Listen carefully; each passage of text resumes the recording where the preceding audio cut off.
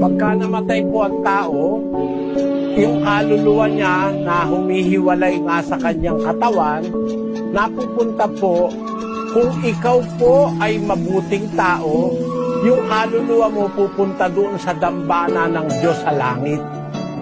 Basahin po natin ang Apokalipsis 6:9. At nang buksan niya ang ikalimang tatak, ay nakita ko sa ilalim ng dambana ang mga kaluluwa ng mga pinatay dahil sa salita ng Diyos at dahil sa patutuong sumakanila. At sila'y sumigaw ng tinig na malakas na nagsasabi, "Hanggang kailan, O Panginoong banal at totoo, hindi mo hahatulan at ipaghihiganti ang aming dugo sa mga nananahan sa ibabaw ng lupa?"